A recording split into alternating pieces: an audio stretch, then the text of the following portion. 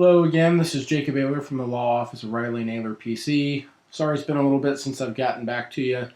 Today I want to talk to you a little bit about a topic a little bit different from my past videos. In the past I've been talking a lot about estate planning, probate, those sorts of things. Today I want to talk about Indiana's handgun law, just in light of things that are going on in the news right now. Obviously a lot of mass shootings across the country. I thought it might be a little appropriate to address how Indiana's handgun law works, as well as discuss some of the exceptions to that law.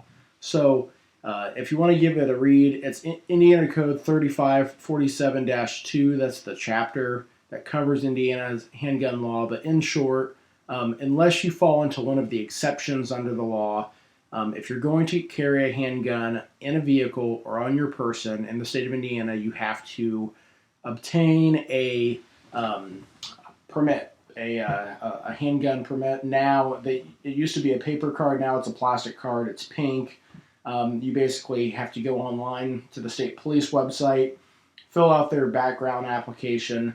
You'll probably have to have a local background check as well. You'll pay a fee. And then, sometime in 4 to 6 weeks, you generally would get that card, which would allow you to carry a handgun on your person, whether it be in your waistband or a pocket or whatever, what have you, or in your vehicle. And if you were stopped by law enforcement and they discover that you had this firearm, the permit makes you within the law. If you do not have a permit, that you could actually be charged with a crime, which is a misdemeanor. But if you do it on multiple occasions, or if you do it in a school zone, it can actually be bumped up to a level 5 felony, which has a time of incarceration between 1 year and 6 years with an advisory of 3 years.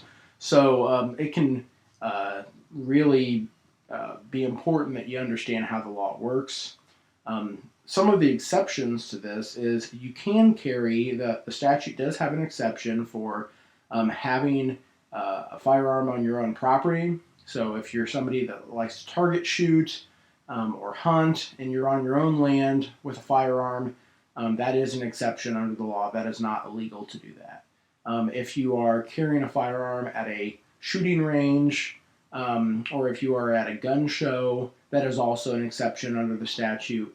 And lastly, you can transport a firearm in your vehicle. However, if you do not have a permit, the difference is if you have a permit, you can carry a loaded gun in your car. It's no problem. If you don't have a permit, then you have to have that gun secured in a case. It has to be unloaded, and it has to not be readily accessible. And those are the 3 elements that have to be met under the statute.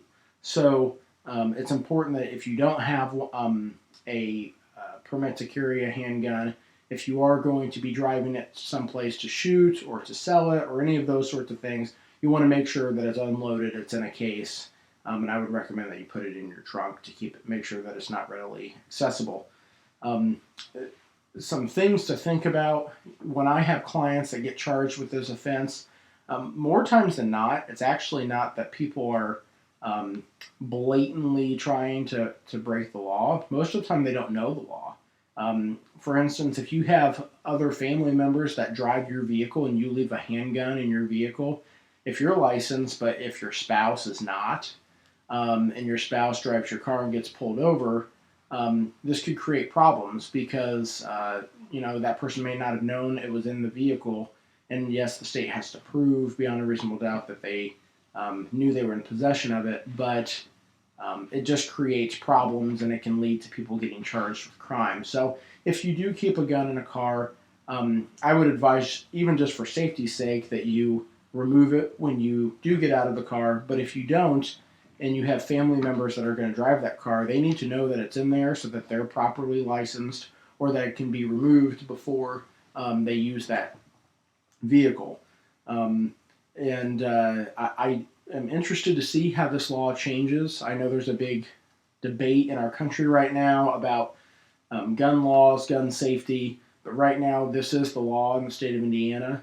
If you have any questions about how this law is applied, or if you just don't understand it and would like some kind of further instruction on it, You always feel free to give me a call at the office, 219-866-3435, or shoot me an email, jacob@michaelriley.lawyer, and I'd be happy to get back to you. Thanks. Bye.